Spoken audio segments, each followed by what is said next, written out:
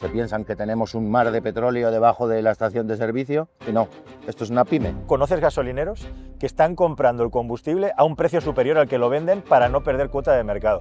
El 40% de las estaciones de servicio en España están en riesgo moderado o alto de impago.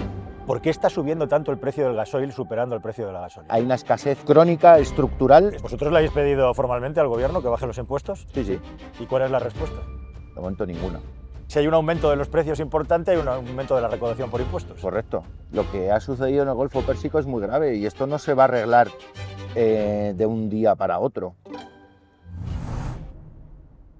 ¿Qué tal, mis queridos amigos? ¿Cómo estáis? Espero que vaya muy bien por ahí. Me acabo de citar, está a punto de llegar, nada menos que el director general de la Asociación de Estaciones de Servicio de España, de las gasolineras, que representa a más de 4.000. Bueno, este vídeo se va a publicar 24 horas después de haber sido grabado. Si hay alguna noticia importante respecto al precio del gasoil y de la gasolina, lo pondremos en los comentarios. Pero habida cuenta de que estamos en una situación tan grave con el precio de los combustibles y de que hay tantas críticas y también tantos mitos alrededor del precio de los combustibles y de cómo funcionan las gasolineras, me parecía que era un momento perfecto para acometer esta entrevista. Lo vamos a bombardear a preguntas para intentar que te vayas de aquí sin ninguna duda. Va a ser una conversación probablemente larga por eso, pero la idea es esa, que no te quedes con ninguna duda. Así que rápidamente vamos a acoger aquí en el canal de carwow.es a Nacho Rabadán, que ya nos está esperando para entrar en escena.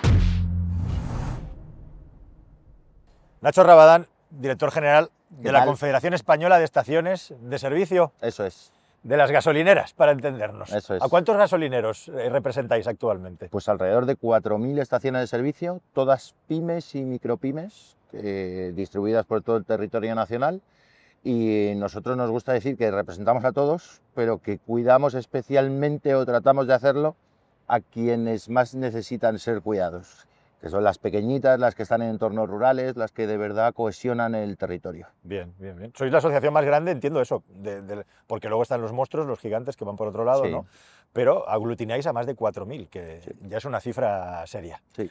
Bueno, pues vamos a intentar aclarar, como decía en la intro, qué es lo que está pasando. Estábamos aquí estabas mirando los precios del petróleo, sí, justo antes de entrar. Claro, es que como la cosa cambia tanto, esto va a salir 24 horas después de que se haya grabado y vaya usted a saber qué ha ocurrido. Correcto. Pero la tendencia del precio del petróleo sigue siendo al alza. Sí, desde que Estados Unidos e Israel comenzaron el bombardeo sobre Irán el 28 de febrero, vamos más o menos a $3 por barril de Brent diarios. Wow. De subida.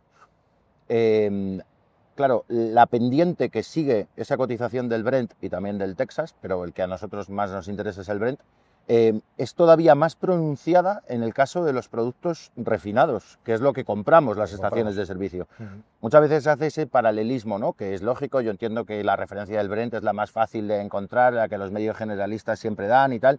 No, es que sube el petróleo y no sé qué. Bien, bien, sí, normalmente están correlacionados, pero cuando hay momentos de shock, y este es uno de los más grandes que hemos vivido últimamente, la pendiente de los productos refinados y sobre todo del gasóleo, que si quieres lo hablamos después, se empina todavía muchísimo más y la cotización internacional del gasóleo en estas 2 semanas ha crecido por encima del 50%. Wow, me estabas diciendo, me ha parecido una cosa muy curiosa y esto nos va a dar pie a hablar, a que me puedas hablar de uno de los grandes mitos. Me estabas diciendo, estoy mirando el precio, esto significa que mañana, 24 horas más tarde, el que quiera comprar gasoil lo va a pagar a 4 céntimos más caro del precio que tiene hoy. Correcto. ¿Cómo es eso posible? ¿Por qué? Si estamos hablando del precio del refinado, mañana lo va a comprar 4 céntimos más caro. Mira, nuestros contratos para las gasolineras que tienen un vínculo contractual con un gran operador, y luego vamos a las que no, pero para las que tienen un vínculo contractual con un gran operador, que lucen allí su imagen en la marquesina y con quien tienen un contrato de suministro en exclusiva, esos contratos están vinculados a la cotización internacional del producto. Con lo cual, da igual cuándo ese producto haya sido el petróleo extraído, transportado, refinado, obtenido ese gasóleo y esa gasolina, almacenado, aditivado y transportado a nuestras estaciones de servicio. Da igual, en el momento en el que damos el botoncito para ejecutar la orden de compra, el precio de compra que se aplica es la cotización internacional del producto en ese momento. ¿Vale? Esto yo creo que puede ayudar a desmontar alguna falsa creencia que hay en la sociedad. Vamos esto es justamente una de las cosas, o sea, que acabas de desvelarnos, uno de los grandes misterios, que fíjate que la gente lo está viendo y estoy seguro que algunos todavía van a seguir negándolo, pero Te voy a contar una anécdota. Hace poco ha sido mi cumpleaños también y el de mi mujer, y hay una expresión que a mi mujer le da. Te dijo, llévame a un sitio caro y le llevaste a la gasolinera. Le llevo a la ¿no? gasolinera, exactamente. Hay una expresión que a mi mujer le da muchísima rabia, porque se lo dice todo el mundo, que es lo de darle la vuelta al jamón, que hacía mucha gracia hace unos años cuando alguien se la inventó, pero que te lo estén diciendo ahora cada 2x3, acaba fastidiando, ¿no? Bueno, pues los gasolineros tenéis una expresión también que os saca de quicio, que está en todos los medios de comunicación y asociaciones de consumidores, que es el efecto cohete y pluma. Sí. Los precios suben a toda velocidad y bajan muy despacio. A ver, por favor, explícame eso, si es cierto, si no es cierto, porque es uno de los grandes mitos, o no, que me gustaría aquí dejar claros, explicárselo a la gente. Sobre todo, para fijarnos en si es cierto o no es cierto, primero hay que tener en cuenta, back to basics, ¿no? Efecto cohete con respecto a qué. Claro, si miramos el Brent, nos saldrá una curva en el Brent y otra curva en el PVP de las estaciones de servicio, pero como ya hemos dejado claro, no hay que mirar tanto al Brent, sino a la cotización internacional de los productos ya refinados. Ese efecto cohete, esa réplica casi inmediata, casi en tiempo real de las subidas, no es tan así y lo podemos ver. Si superponemos las gráficas, que luego podemos ver, de cómo ha ido creciendo la cotización internacional del producto y cómo ha ido creciendo el PVP, vemos que la cotización internacional del producto tiene una pendiente mucho más pronunciada hacia arriba que el PVP. Con lo cual, si es un cohete, pues es un cohete de fabricación casera, porque no va para arriba como debería ir un cohete, ¿no? El efecto pluma, tradicionalmente se ha visto que no es así, y pongo algunos ejemplos. Semana Santa de 2025, verano de 2025, otro mito. Las estaciones de servicio suben el precio en periodos de más demanda. Sí, esa es otra de mis preguntas. Con más desplazamientos. Cuando nos vamos de vacaciones, más desplazamientos, etc. La competencia es tan feroz en el mercado de las estaciones de servicio que yo tengo a todos mis asociados permanentemente pendientes de sus tablets, de sus móviles, de sus ordenadores, para en cuanto el precio baja un poco, comprar. ¿Por qué? Porque ahí cierran ese precio, ahí reciben ese carburante 2-3 céntimos más barato y están deseando replicar ese pequeñito abaratamiento que tienen en su precio de compra a su surtidor, a su precio de venta. ¿Por qué? Porque ellos se han dado cuenta, y esto está perfectamente demostrado, que sí, la demanda es elástica con respecto al precio, alcanzando determinados niveles de precios. Cuando estamos en los 1,70, 1,80, no te digo ya en los 2 euros, la demanda es inelástica y el consumo se resiente. Con lo cual, en este episodio en concreto, ver el efecto pluma, lo tendremos que ver cuando acabe el episodio, pero ya te aseguro yo que no va a haber efecto pluma, que va a haber una caída y muy drástica porque estamos deseando vender más barato, no porque seamos ONGs ni nada por el estilo, ni una cuestión naif, sino porque queremos vender muchos litros y con estos precios no vendemos muchos litros. Las asociaciones de consumidores os están acusando de subir los precios inmediatamente aprovechando la guerra. Incluso, yo no sé si lo van a ejecutar, pero tanto OCU como Facua han dicho que os quieren denunciar. No sé si os han denunciado ya. No sé, que yo tenga noticia, no. O al menos lo han dicho públicamente, supongo que has visto las noticias. Sí, pero bueno, yo lo que les aconsejaría es que si quieren denunciar a alguien, primero que se documenten bien, que se informen bien, que se asesoren bien. Yo les tiendo la mano a que nos sentemos y hablamos de cómo está el sector, porque desde luego lo que yo he visto que han sido declaraciones públicas, lo único que evidencian es un desconocimiento profundo del funcionamiento del sector. Aquí se piensan que todos los operadores del mercado, todas las estaciones de servicio, son operadores mayoristas. Se piensan que tenemos un mar de petróleo debajo de la estación de servicio y no, esto es una pyme. El otro día, ¿te puedo contar una anécdota? Sí, por supuesto. Estaba tomándome una cerveza este fin de semana con un amigo, él es carpintero, y le llaman por teléfono, lo coge, sí, vale, cuelga. Había dado presupuesto para hacer 2 tejados, la viguería de los tejados y tal, no me salía ninguno y ahora me han salido los 2 a la vez. Los voy a tener que hacer a la vez y les voy a tener que decir que tienen que esperar un poco. Y justo antes, obviamente, habíamos estado hablando del precio de la gasolina, porque él sabe cuál es mi responsabilidad. Y yo le dije, pero bueno, Diego, si tú tendrás ahí madera almacenada para 30 días de trabajo, ¿no? Sí, hombre, ¿tú sabes lo que cuesta almacenar todo eso? Y claro, y le digo, ya, pero ¿por qué tú sabes que tú no puedes tener ese stock de 30 días y tú das por hecho que una pyme del sector de las gasolineras sí que tiene almacenado 30 días? ¿Te queda así? Bueno, a este te invito yo, pero no me creo lo que me dices. Y la gente no se lo cree. La capacidad de almacenamiento media de una estación de servicio... Te voy a preguntar, ¿cuánto es? Puede estar en 100.000 litros, 120.000. Esto no significa que esos 100 o 120.000 litros estén completos siempre. Siempre. Porque hay normalmente un surtidor para gasolina 98, otro para gasolina 95, otro para gasóleo y otro para gasóleo plus, premium, como lo queramos llamar. Normalmente los productos premium, la gasolina 98 y el gasóleo plus, aditivado, como lo queramos llamar, tienen menos rotación, por lo cual esos tanques suelen andar a la mitad. Lo que sí que suele estar lleno, porque tiene mucha rotación, es el de 95 y el de gasóleo habitual. Esto, en una estación de servicio normal, es que mínimo 2 veces por semana se llena. 2 veces por semana Si no, hay que rellenar. Si no más. En una gasolinera normal, tirando a bien, de 2 millones y pico, 3 millones de litros anuales, todos los días pide una cisterna. Todos los días. ¿En serio? Todos los días. Entonces, ¿cómo no voy a replicar yo el incremento que estoy sufriendo en mi coste de aprovisionamiento en mi precio de venta? Si es que me puede pasar como me pasó en 2022 con la invasión de Ucrania, que de un día para otro pedir una cisterna era 6.000 euros más caro. Yo tuve asociados con problemas muy serios. ¿Por qué? Porque no tuvieron estaba ya el carburante muy alto, ellos no querían subir su PVP más y no quisieron replicar todo ese incremento que estaban teniendo en su coste de aprovisionamiento a su precio de venta. ¿Qué les pasó? Al día siguiente, a la hora de pedir una cisterna, no habían generado el flujo de caja suficiente como para poder hacer frente a ese incremento. Y tuvieron unas tensiones de tesorería durísimas. La crisis de 2022 nos costó dinero. Primero nos costó dinero porque tuvimos que ampliar nuestras pólizas de crédito. Segundo, cuando el operador normalmente le pagas a 9 días a quien te sirve el producto. ¿A 9 días? A 9 días. Bueno, ese es otro dato que se desconoce. O sea, estamos diciendo, perdona, recapitulando, sí. Contratos que por contrato te varían el precio del combustible cuando lo compras inmediatamente en función del operador a qué precio lo está comprando. O sea, independientemente de la situación en la que estemos. En segundo lugar, se llenan los depósitos de media 2-3 veces por semana en las gasolineras. Y en muchos casos todos los días. Y en muchos casos todos los días. Ya me estás diciendo que tenéis que pagar a 9 días. A 9 días y cobrar. La mayoría de los clientes pagan o con tarjeta de crédito o con tarjeta de fidelización de una gran petrolera. Y eso te lo liquidan a 30 días. Con lo cual hay 21 días de financiación que la pyme del sector, la gasolinera que está ahí abajo, se come. No es lo mismo comerte 21 días de financiación con el carburante a 1,50 que comértelo con el carburante a 2 euros, lógicamente.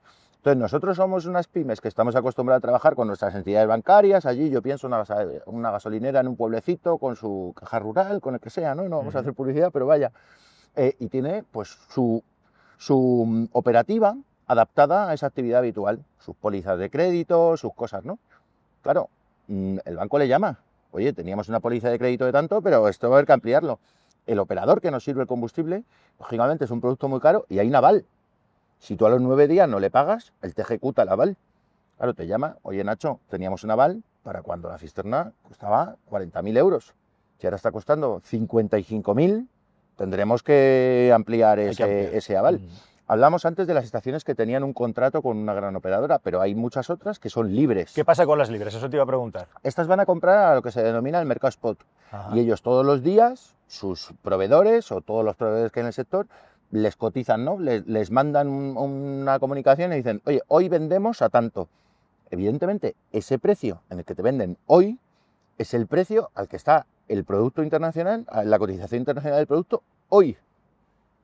Alguna mejora comercial, alguna cosa, pero no te pienses tú que va a ser como ellos lo tienen comprado desde hace no sé cuántos días, que te lo van a vender más barato. En ningún caso va a pasar eso. Bien, ¿vale? Bien. Entonces, tenemos esos dos tipos de problemática. El que está libre tiene ese tipo de problemas, el que está banderado tiene otro tipo de problemas. Claro, yo creo que el malentendido está un poco, y yo el primero, o sea, me acabas de sorprender con lo que me has dicho, la típica situación en la que estamos hace 4 semanas, alguien ha llenado el tanque de la gasolinera a un precio que no tiene nada que ver el de ahora, y dices, ¿por qué lo ha subido tan rápido? Porque tenemos en la cabeza quizá que los tanques duran meses o muchas semanas. Eso no es así, me lo aseguras. No es así, te lo aseguro, vamos. Y es que todos los gasolineros que me estén viendo saben que la principal tarea que tienen en el día son dos normalmente. Una, bueno, primero ver que todo esté bien, el negocio, que no haya habido ninguna incidencia, pero luego son dos. La gestión de esa compra, y las que están libres sobre todo es complicado porque tienen que atender diferentes ofertas y elegir cuál es la buena, cuándo se la van a servir, qué día, si hay una penalización, si la anulan, etcétera, etcétera.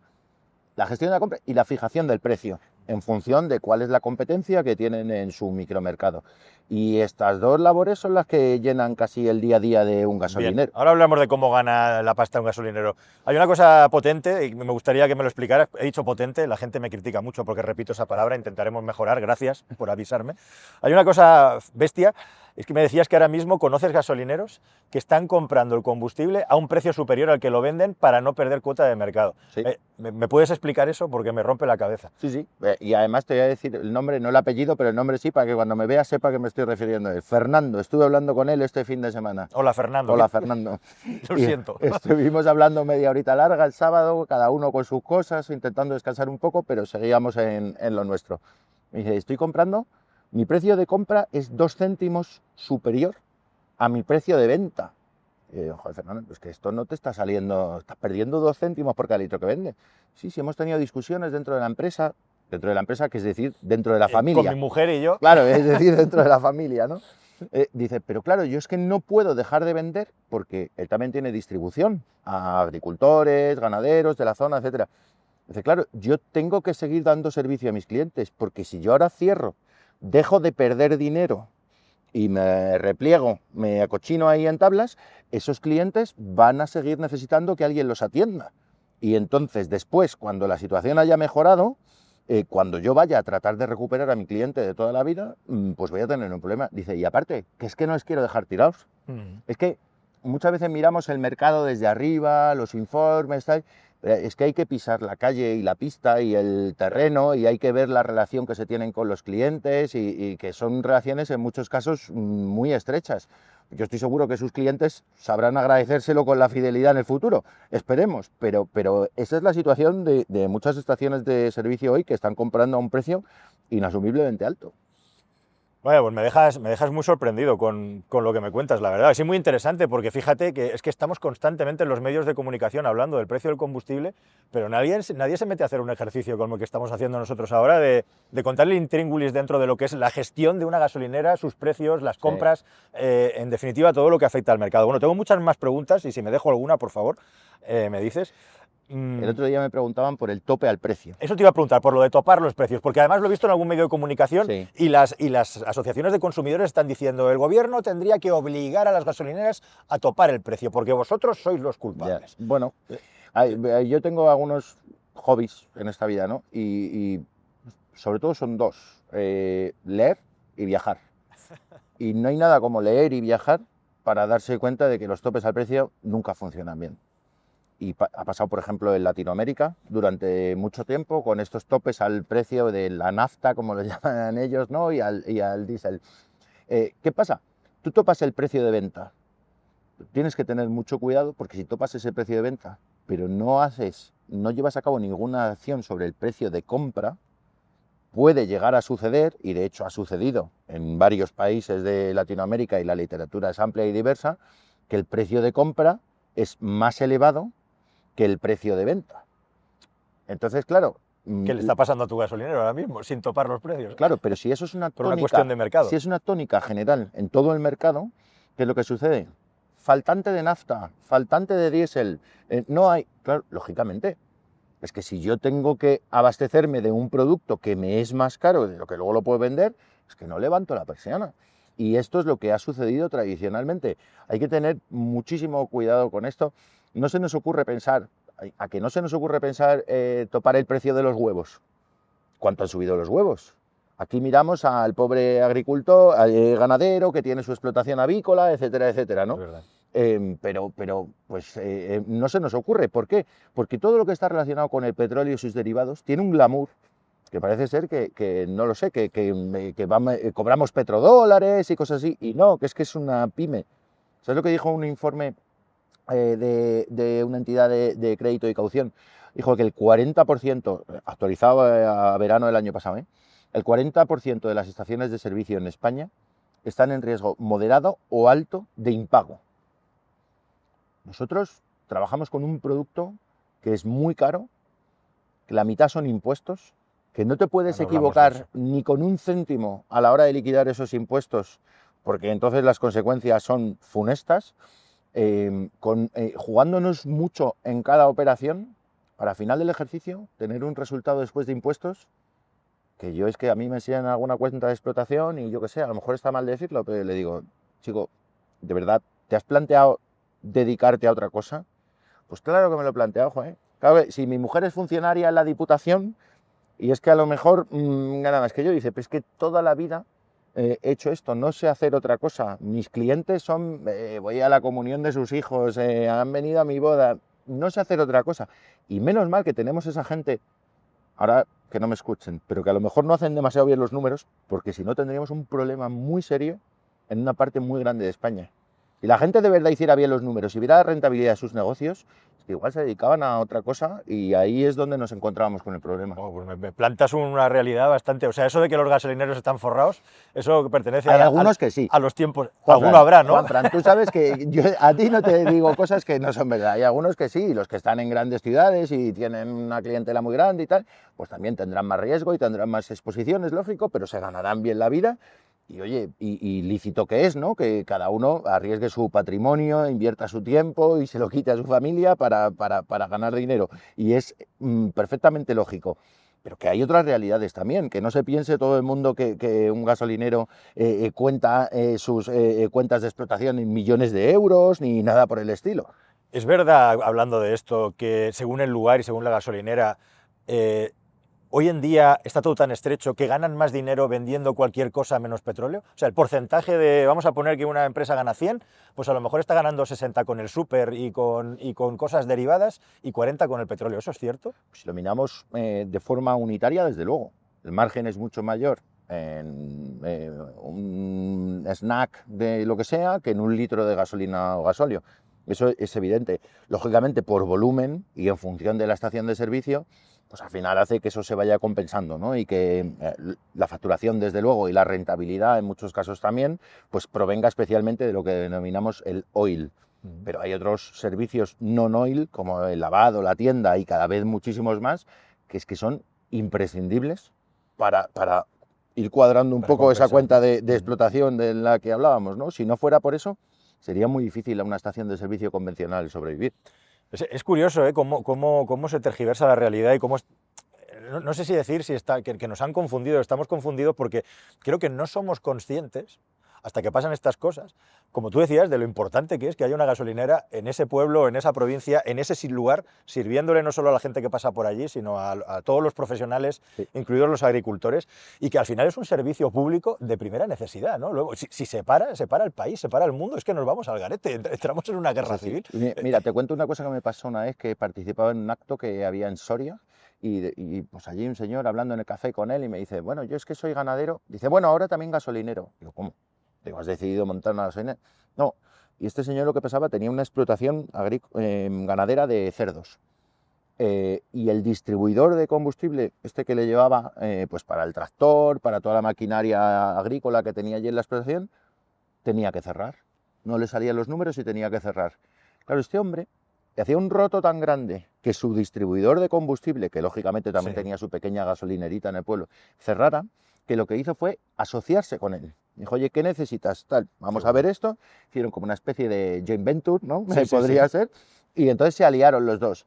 Esto te da la pauta de cómo de importantes son esas estaciones de servicio y negocios añadidos como la distribución en España, que España no es solo Madrid, Barcelona y 4 sitios más, que España es muy grande, muy diversa y tiene realidades muy diferentes. Y pues esta anécdota yo creo que es un reflejo del papel que desempeñan las estaciones de servicio en todo el campo y en toda la España rural. Fíjate que acabas de contar eso y se me acaba de encender la luz de que en mi pueblo paterno y materno, no el mío, el de mis padres, donde yo veraneo, cerró la única gasolinera que había en el pueblo y ahora la gente reposta en la cooperativa del pueblo, que han montado una mini gasolinera desatendida, y gracias a eso la gente del pueblo, es exactamente el mismo caso, al final ha tomado las riendas los agricultores que necesitan que allá siga habiendo unas cubas y unos depósitos de petróleo. Es que si no, imagínate, las cooperativas es para hablarlo otro día. Bueno, es un tema que a vosotros no os hará ni puñetera gracia, me imagino, pero bueno, es una solución. Pero a ver, sin hacernos gracia, porque entendemos que hay ventajas competitivas en muchos casos injustas y podemos hablar de tributación, regímenes fiscales, quién es socio y quién no es socio, podemos hablar de un montón de cosas. Entramos en un tenebroso camino, Pero es verdad que hay determinadas zonas de sombra que si no fueran cubiertos por algún modelo así parecido, pues sería diferente. A lo mejor es verdad que si no hubiera esa cooperativa, pues habría una estación pequeñita, no lo sé. Pero es verdad, y es que se necesita... estamos con el 5G en las plazas de los pueblos para evitar la despoblación. Sí. Y está fenomenal que los chavales en verano cuando vayan estén allí tomándose unas pipas y tal, y con el 5G para subir el último reel o lo que sea. Sí, sí. Pero primero servicios básicos. Si no hay médicos, si no hay estación de servicio, ¿tú para qué vas a vivir ahí? Pues te vas a otro sitio. Nosotros lo hemos dicho muchas veces, el cierre de la estación de servicio en una zona rural supone la carta de función de toda una comarca. Si no hay servicios, porque que cierre una estación de servicio en un pueblo no es simplemente un diagnóstico del presente, sino que es un mal augurio para el futuro. Cierra porque ve que no hay negocio allí, ni ahora, ni tiene visos de que lo haya. No hay una actividad económica suficiente, ¿no? Correcto. Volvamos a lo de topar los precios, que estaba pensando, tal y como me lo contabas, que el problema siempre es el mismo, sea en el supermercado, en el mercado, en la gasolinera, es que el foco se acaba poniendo siempre al último eslabón de la cadena, que es el que intermedia con el usuario final, ¿no? Sí. Y esto de topar es una cosa, como tú dices, mucho más complejo, en el que hay una cadena de distribución, hay unos mayoristas, etcétera, está claro. Y hablando de topar, hay una parte que es eso, una propuesta que es topar, y otra propuesta que sería subvencionar o bajar los costes. Vamos a abrir ese melón, si te parece. Estábamos revisando los precios y me estabas contando que estamos ya ahora mismo con precios por encima de cuando se subvencionó con 20 céntimos el precio del petróleo. Sí. Es muy grave esto, lo que está pasando. Sí, estamos a esos niveles, más o menos un 80, yo creo que estaba el 18 de marzo del 22, que fue cuando creo recordar que se anunciaron las medidas, y hoy estamos en un 86 el precio del gasóleo. Sí, lo que pasa es que aquella experiencia para nosotros fue desastrosa. Yo no quiero poner en duda que la medida fuera bien intencionada, desde luego, pero que estuvo mal diseñada y peor ejecutada. Técnicamente fue horrible a nivel contable, a nivel telemático. Fue horrible a nivel fiscal, que no se sabía si había que tener en cuenta el IVA o no dentro de esos 20 céntimos. He de decir que trabajamos muy bien y que tuvimos mucha colaboración de la CNMC. Oh, sorpresa, no somos enemigos de la CNMC. Estamos hablando todos los días con ellos, nos conocen mejor que nadie, ¿vale? Tuvimos mucha colaboración de la CNMC. Comisión Nacional del Mercado de la Competencia. Eso es. También con los funcionarios del Ministerio de Transición Ecológica, muy buena coordinación y muy buen trabajo conjunto. Y también con la Agencia Tributaria. Porque es que cada parte, Agencia Tributaria, el Ministerio, la CNMC, nosotros, sabíamos que como no nos pusiéramos a hablar entre todos, aquello no iba para adelante, de ninguna de las maneras. Y entonces, pues gracias a esa coordinación pudimos solventar algunos errores que se produjeron y todo salió medio bien. Claro, uno echa la vista atrás, todo salió medio bien, a nosotros nos costó dinero. Nosotros tuvimos que financiar esa medida. ¿Vale? Estaban previstos una serie de anticipos, llegaron tarde, luego no llegaron, luego eran por el 90% de la media de ventas del año anterior, pero que era 2021, que todavía había confinamiento, entonces las ventas no eran normales y entonces ahora ya se empezaron a recuperar, con lo cual ese 90 no te cubría. Tuvimos que ir a ampliar estas pólizas de crédito que tenemos con nuestras entidades financieras, pues para poder financiar la medida. Entonces dices, ostras, a una pyme o micropyme familiar le está costando el dinero financiar una medida por la que al final es la administración la que se pone la medalla. ¿Es justo o no es justo? Bueno, es raro. A vosotros os acusaron en ese momento de que habíais rápidamente subido los precios aprovechando que había una subvención. Sí. ¿Eso es cierto? O sea, el que nos acusaron, sí. Nos acusó. No, sí. Claro, pasó una cosa. Otra vez vamos a los precios de compra, otra vez. Claro, si tú bonificas con 20 céntimos el precio en el surtidor, vale, mañana cae el precio. Pero si nuestro precio de compra sigue creciendo... El precio del petróleo que compráis vosotros, del gasoil y de la gasolina. De la gasolina sigue creciendo, pues yo recuerdo los titulares de entonces. En 2 semanas las gasolineras se han comido la bonificación. No, señora, se han comido, no. Es que si me sigue subiendo a mí el precio, pues va a llegar un momento que mi precio de compra actual va a ser 20 céntimos superior al precio de compra que yo tenía cuando implantaron la medida. Y ya te digo, con volatilidades de incrementos de 6.000 euros por cisterna de un día para otro. Pues claro que no, el PVP se comió esa bonificación de 20 céntimos. Pero aquí fue la presidenta de la CNMC, Carmen Fernández, la que explicó esto, menos mal que lo explicó ella y no lo explicamos nosotros, y la que dijo que incluso las estaciones de servicio habían estrechado sus márgenes. Pues sí, es que es lógico. Es que en un mercado con 12.600 gasolineras, estando por encima de 2 euros, es que tú estrechas el margen porque es que estar a 1,99,9 es un éxito si tu vecino está a 2,05. No sé si me explico, porque te vas a llevar tú todas las pocas ventas que haya, te las vas a llevar tú. Entonces ahí luchamos a brazo partido. Y el Tribunal de Cuentas en el verano del año pasado, en 2025, también dijo que esta medida solo fue posible gracias a la implicación y el buen hacer de las estaciones de servicio. Está disponible el informe en su web para quien lo quiera consultar. Pero claro, esto son cosas que al final es gente que sabe de lo que habla a lo mejor no en el fragor del día a día, en el clickbait, lo dice con unas opiniones más reposadas, analizando los datos, y al final pasan más desapercibidas. Y eso es lo que me da un poquito de rabia, la verdad. Bien, pues creo que queda muy bien explicado. Nacho, una pregunta muy directa. ¿Por qué está subiendo tanto el precio del gasoil superando el precio de la gasolina? Pues una respuesta muy directa, porque la demanda global de este producto es de la oferta.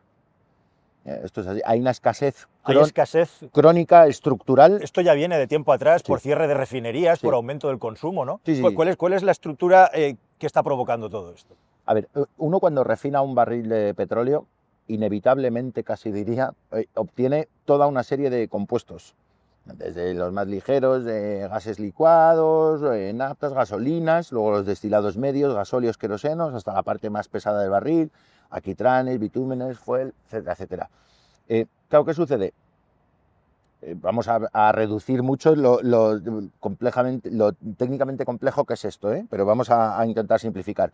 Uno puede tocar la ruedecita de la torre de destilación de la refinería, después de invertir muchos miles de millones de euros, pero lo puede hacer, ¿no?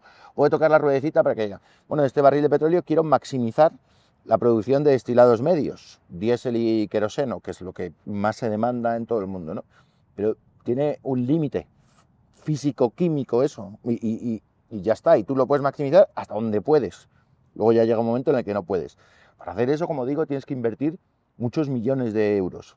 ¿Qué sucede? La Unión Europea, por ejemplo, en los últimos 15 años, la Unión Europea ha perdido el 20% de la capacidad de refino. Wow. Claro, si tú estás diciendo en 2035 no se van a vender coches con motor de combustión interna, en 2050 no van a poder circular.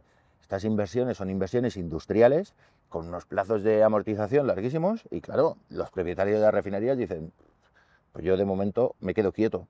Entonces en España no ha sido así, pero en Europa no se está invirtiendo lo que debería haberse invertido para mantener un sistema de refino moderno, eficaz y competitivo. Se han ido abandonando refinerías y cerrando. Y claro, Europa es más dependiente del exterior, porque ahora tiene que importar en buena parte ese producto ya refinado, ese diésel, ¿no? Pero en todo el mundo sucede con el diésel. El diésel es la sangre de la economía, lo que mueve la obra pública, las fábricas, el transporte, y no se produce suficiente diésel. Entonces hay una escasez estructural. ¿Escasez significa desabastecimiento? Pues aquí no, porque en Europa y en Estados Unidos tenemos el dinero suficiente para pagarlo, pero en otros sitios sí hay escasez. Sí, hay un incremento de precio. Claro, tú imagínate, hay una escasez estructural y luego resulta que en algún sitio hay un tope al precio. ¿Dónde va a faltar diésel? Pues allí, el del claro, tope. lógicamente. Entiendo que la salida oficial, aunque no extraoficial, de Rusia de los mercados del petróleo también ha influido algo.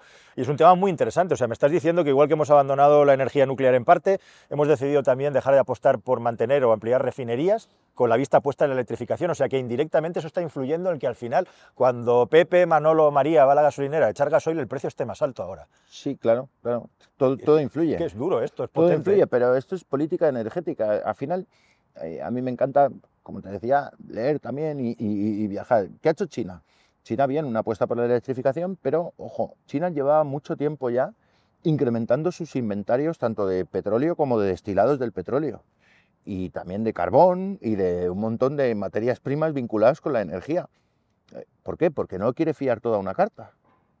Aquí en la Unión Europea se ha fiado todo a una carta y claro, cuando uno hace planes contemplando la opción más optimista, pues claro, normalmente puede pasar que te equivoques. Y si te has equivocado contemplando la opción más optimista, pues el batacazo puede ser más gordo cuando finalmente se produzca. Del precio del combustible que echamos en la gasolinera, ¿qué corresponde a impuestos y qué corresponde al coste y los márgenes del empresario? Claro, muchas veces cuando se analizan los impuestos, ¿no? Se dice, bueno, el impuesto especial sobre el gasóleo 0,379. De cabeza digo, igual me puedo equivocar en algún céntimo o décima de céntimo, pero creo que es así. Y la gasolina 0,472 o 6, algo así. Más o menos, 0,37, casi 0,38 y 0,48. Bueno, no es tanto. Hay que tener en cuenta toda una serie de tasas y obligaciones regulatorias que al final se traducen en euros contantes y sonantes también, que suenan ahí en nuestro surtidor cuando lo llenamos.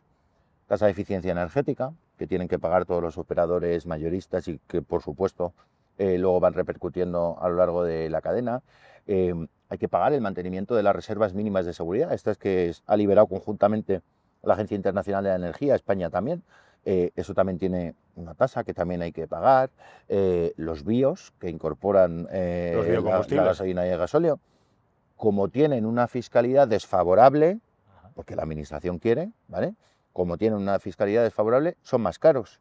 Y este año, el año pasado estamos en un 11,5% obligatorio y este año estamos en un 14% obligatorio, ¿vale? Bien sea en contenido o en certificado. ¿Y eso lo compráis más caro que el combustible fósil? Claro, a nosotros nos llega ya mezclado. O sea que, ¿vale?, hay un 14% del combustible que habéis comprado que tiene un precio superior.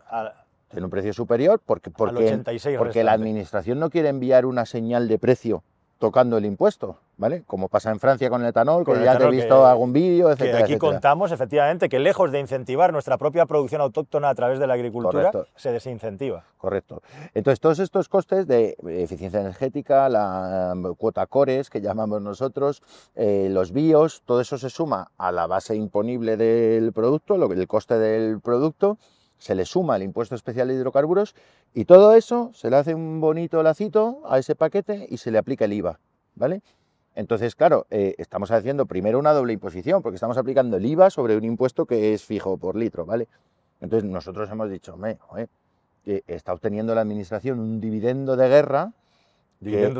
Que es, claro... Claro, si hay un aumento de los precios importante, hay un aumento de la recaudación por impuestos. Correcto. Y entonces toda la presión está sobre el último eslabón de la cadena, que como digo, somos pymes y micropymes familiares en un 70% de las instalaciones. Y nosotros le decimos, oiga, usted puede... Antes del 8 de junio de 2022 no había excepción ibérica al mercado del gas y la electricidad. Una cuestión de voluntad política y de arrojo, casi diría, que yo les agradezco porque creo que luego ha sido positivo, lo consiguieron arrancar aquella excepción ibérica en un Consejo Europeo. Bien, ¿por qué ese arrojo no se tiene ahora para decir, oiga, nosotros vamos a aplicar de momento el 10% de IVA, no consideramos que sea adecuado estar lucrándonos de estos altos precios derivados de la guerra y ahora mismo podríamos tener un combustible que fuera un 11% más barato? En una medida excepcional, acotada en el tiempo, si queremos, pero que diera un respiro, que permitiera a este asociado que te decía, por lo menos no vender por debajo del precio de coste. ¿Vosotros le habéis pedido formalmente al gobierno que baje los impuestos? Sí. ¿Y cuál es la respuesta? De momento ninguna.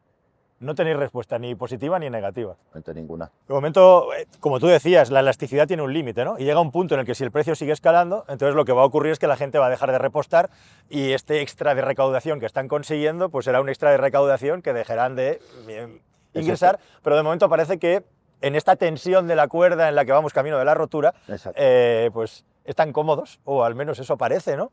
Cuando estamos hablando de que estábamos en un momento en el que ya se subvencionaron los precios con 20 céntimos hace unos años. ¿Tú crees que si esto sigue así en los próximos días acabaremos viendo una medida similar o no? Pues no lo sé, la verdad. Digo, Juan Francisco, que no lo sé. Lo que sé es que lo que yo veo fuera de España, de cómo evolucionan los precios, las cotizaciones, los acontecimientos, no me gusta y no me tranquiliza. Y lo que sé también es que vamos a acabar marzo con una inflación muy superior a la prevista, que esto tendrá consecuencias, claro, para toda la sociedad, en nuestro caso, para nuestras empresas también. Ahora mismo estamos negociando convenio colectivo con incrementos salariales vinculados, lógicamente, a la evolución del IPC. Claro, ahora ya te tira toda la negociación por la borda, porque claro, si tú tienes que garantizar el poder adquisitivo, no es lo mismo garantizarlo con un IPC del 2,9 que garantizarlo con un IPC del 5, ¿vale? Cuando hemos visto que mayor precio no significa mayor beneficio para las empresas de estaciones de servicio. Sí. Con esto quiero decir, si al final la inflación se desboca, si esto empieza a ser ya un problema, pues yo creo que alguna medida tomarán. Creo que mañana algo puede haber en el Consejo de Ministros. Veremos a ver si hay algún retoque. Mañana es por hoy cuando se publica este vídeo. Correcto, perdón. Bueno, si hay algo importante, pues lo pondremos en los comentarios. Algún retoque cosmético, diría yo, del impuesto especial de hidrocarburos, pero a mí, sinceramente, creo que no va a ser suficiente con hacer un retoque de 5 o 10 céntimos en el impuesto de hidrocarburos, estando los precios como están y, sobre todo, con la expectativa de que estén como creo que van a estar. Lo que ha sucedido en el Golfo Pérsico es muy grave y esto no se va a arreglar de un día para otro. Hasta ahora los mercados, creo yo, han estado anticipando el riesgo y por eso el precio era muy elevado, pero no había un problema físico de suministro. Hasta ahora los mercados han estado anticipando ese riesgo. No han comprado el mensaje de la Agencia Internacional de la Energía, que liberando 400 millones de barriles, sí. El mercado no ha reaccionado ni para arriba ni para abajo. Se ha mostrado pues, tranquilo, impasible, ¿no? Lo cual es mala noticia, porque debería haber bajado. Pues claro, lo que yo me pregunto casi cada día es, vale, y cuando de verdad haya, si es que se produce una restricción de ese flujo notable, importante, que de verdad se note, entonces, ¿qué va a suceder? Entonces, ante la expectativa de qué puede pasar, yo entiendo que la Administración tendrá medidas preparadas. Nosotros lo que hemos dicho, hemos aportado nuestras sugerencias, pero hemos dicho, pero sobre todo, sea lo que sea que vayan a hacer, hablen con nosotros, porque somos el último eslabón y somos quienes, cuando tú vengas a repostar a nuestra estación de servicio, nos vamos a comer el marrón de tener que explicarte por qué ahora tengo que hacer no sé qué. Entonces, es fundamental que hablen con nosotros y que nos expliquen qué es lo que pretenden hacer, que yo entiendo que algo estará pensado, pero necesitamos saberlo. Te voy a hacer tres preguntas rápidas, tres respuestas rápidas, que una la hemos tocado, pero te vuelvo a preguntar. Mito número 1, la gasolina siempre está más cara los domingos y está más barata los lunes por la mañana. ¿Es cierto o no es cierto? Es que no es cierto. No. Te respondo con una anécdota. Yo tenía una asociada, una señora, tenía una gasolinera muy pequeñita, y me decía que el mejor día para comprar ella gasolina para pedir la cisterna, que era el viernes. Y yo le decía, ¿pero por qué es el mejor día? Total, después de hablar con ella un ratito, ya llegué a la conclusión de que ella creía que el mejor día para comprar era el viernes porque era el día que compraba. Porque era una gasolinera muy pequeñita que compraba, es así, una cuba a la semana, y el viernes ella iba, compraba y ya está. Y entonces ella se creía que era el mejor día. Pues esa señora compraría bien o compraría mal, no lo sé. Como digo, lo que hacen casi todos los empresarios de estaciones de servicio es estar mirando todo el día, todos los días, cuál es el precio. Y si yo el viernes estoy muy caro y veo que una cisterna para entrega el sábado va a ser más barata, ya te aseguro yo que voy a comprar esa. Si me cabe en mi depósito, te pueden vender medias cisternas también, por ejemplo, pero tiene una penalización, lógicamente, por una cuestión de costes logísticos. Si no me cabe, pido media para comprar más barato. ¿Para qué? Para poder bajar el precio. El mismo domingo está más bajado. Y ese fin de semana, ese mismo domingo está más baja. ¿Para qué? Para tratar de captar esa demanda del domingo de la gente que se va. Esto va todo de captar demanda. Porque el margen por litro vendido de gasolina o gasóleo es que no es tan grande. El margen bruto, según la CNMC, el margen bruto está entre los 19 y los 35 céntimos, en función del producto y en función de si es una low cost pelada, o si es la gasolinera que tengamos todos en la cabeza más premium del mundo, ¿vale? Y ahí se tiene que pagar todo. El margen del mayorista, el del minorista, la logística, la distribución, los aditivos, el personal, las obligaciones medioambientales de la instalación, de todo. O sea, al final, el margen neto, no sé cuál será, ni lo puedo saber, ni lo puedo decir, pero si el margen bruto, vamos a decir que son 25 céntimos de media, pues imagínate el margen neto, no he contado el personal ahí, ¿eh? Entonces imagínate cuál puede ser. Yo lo que quiero es que a mi estación de servicio venga mucha gente, aunque me echen no muchos litros, hombre, si me echa más mejor, pero lo que quiero es que venga mucha gente. ¿Por qué? Porque si vienen, pues tienen más posibilidades de llevarse un café, o la prensa del día, o la barra de pan, o lo que sea.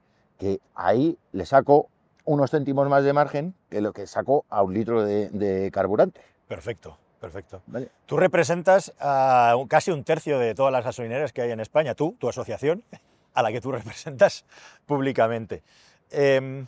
Los combustibles de las gasolineras, vamos a llamar de marca, mal llamadas premium, yo creo, respecto a los combustibles de las low cost, la pregunta mítica, ¿son los mismos o no son los mismos? ¿Son mejores? ¿Hay combustibles mejores, peores? Sí hay combustibles mejores y hay combustibles peores. Que diga que no, es que tiene algún interés especial en decir que no. Yo tengo asociados que son blancos, ¿vale? Y tengo asociados que son abanderados con una compañía. Los blancos también utilizan aditivos y combustibles mejorados, ¿eh? No quiero decir con esto que los blancos vayan a tener un combustible peor, pero varios mitos al respecto. Es que todo el combustible que se vende en España sale de Exolum, la antigua CLH. Entonces todo es lo mismo. Bueno, si vamos a explicar las cosas, vamos a explicarlas bien. Por favor. No todo el combustible sale de Exolum. De Exolum sale la mayoría, el 80%, pero hay un 20% que no sale de Exolum. Ah, ¿entonces significa que ese 20% que no sale de Exolum sea malo? No, por supuesto que no. Sale de terminales de almacenamiento, de depósitos fiscales, que están absolutamente regulados, que son perfectamente legales, que cumplen su función, pero que no forman parte, están conectados normalmente, pero que no tienen por qué formar parte de esa red de salida de producto de Exolum. Así que no todo sale de Exolum. No saliendo todo de Exolum, no todo lo que no salga de Exolum no es buenísimo, que también lo es, ¿vale? ¿Por qué? Porque para entrar en el sistema tiene que cumplir unas especificaciones. Si el producto está en especificaciones, pues a partir de ahí hay una logística indiferenciada de productos, lo cual nos hace ser muy eficientes en España, ¿no?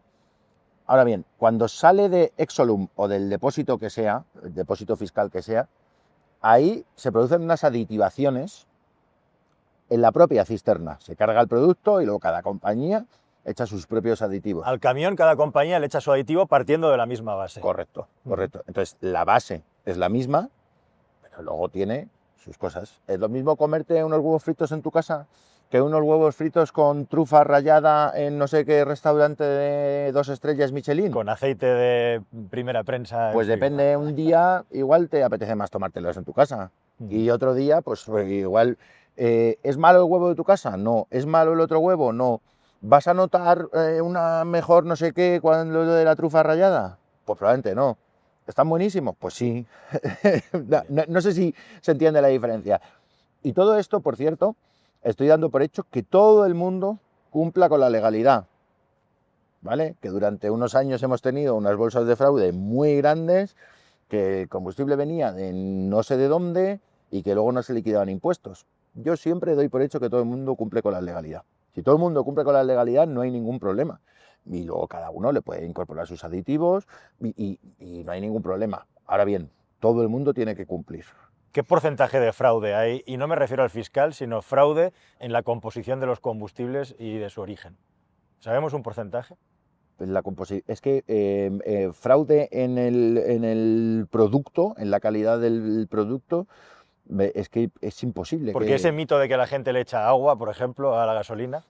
Vamos a ver, como he dicho antes, siempre parto de la base de que todo el mundo cumpla con la legalidad. Hace poco la Guardia Civil no ha enchironado, porque la Guardia Civil no enchirona, pero ha detenido, ojalá los enchironen pronto, a unos que traían aceites usados de Europa del Este y no sé qué, y lo mezclaban en una nave donde había mucho trasiego de camiones que no sé qué. Oye, no, mira, esto no es una gasolinera. Estos son 4 delincuentes que tienen un depósito allí cutre, que de cisterna al depósito del camión, echan no sé qué, pero eso no es una gasolinera. Evidentemente, eso es un fraude y además, pues nada, con su pan se lo coman, porque eso evidentemente ha destrozado esos camiones a los que le echaron eso, con agua, con no sé qué, con un montón de historias. Pero esto...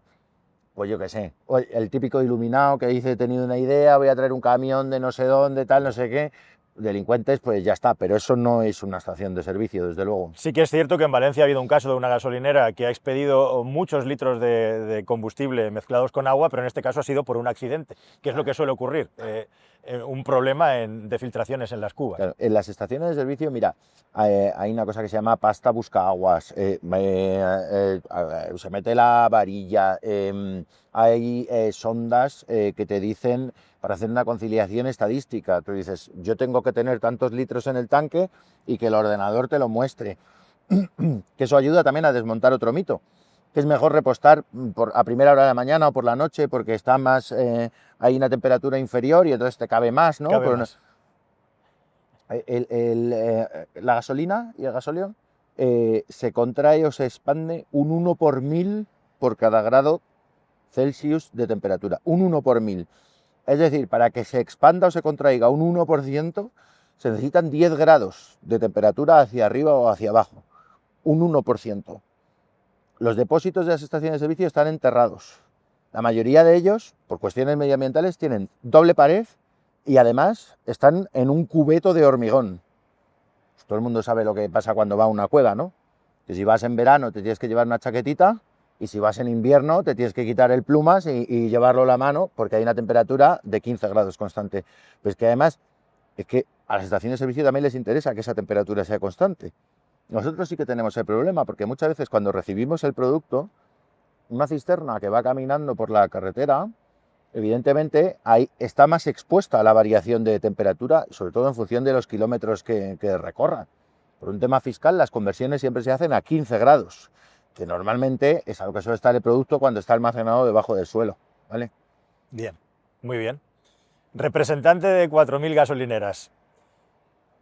¿Gasolinera atendida o gasolinera desatendida?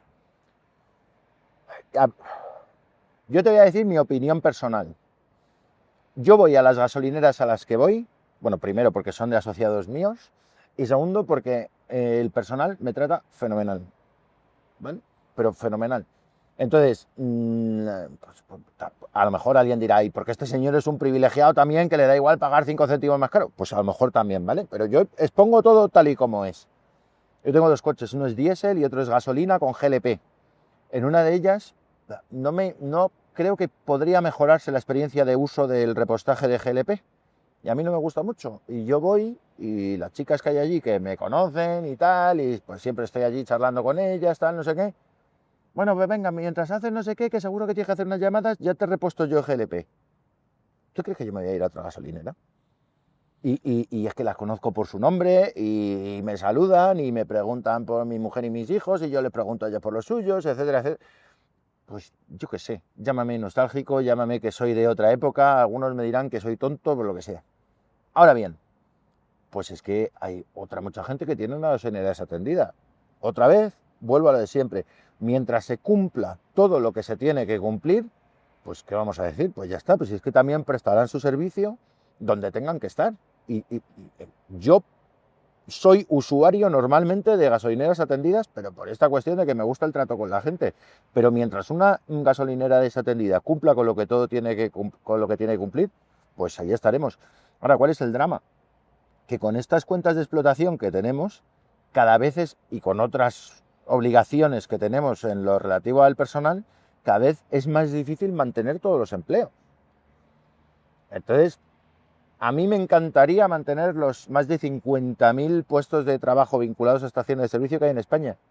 Si me preguntas que si en 10 años vamos a poder mantener estos 50.000, pues en muchos sitios te diré que lamentablemente no. Bueno, pues oye Nacho, yo creo que hemos tenido una conversación súper instructiva e interesante. Madre mía, he abusado un montón de tu tiempo. Muchas gracias por... No, es un placer. Por acercarte. Espero que hayáis tenido la oportunidad con una persona que está dentro del meollo y que representa a muchísimos empresarios de la distribución minorista, de las gasolineras de toda la vida, pues entender un poco más cómo funciona el negocio, los problemas que tenemos, los problemas que hay, la importancia que tiene este negocio y, en fin, que se resuelva esto rápido porque nos interesa mucho a todos. Así es. Porque es un tema muy serio, muy serio. Así es. Muchas gracias por darnos voz y estamos a vuestra disposición, ya sabéis, para que la gente del canal siga siendo los mejor informados. Y por cierto, si de todo esto que hemos hablado todavía hay más dudas y preguntas y demás, ya me ha dicho Nacho que si tenemos que hacer una segunda, seguimos respondiendo vuestras preguntas directamente. Encantado, efectivamente. Un placer, caballero. Gracias, Juan Francisco. Y qué frío hace hoy aquí. Sí, mucho. Gracias. Hasta la siguiente. Gracias.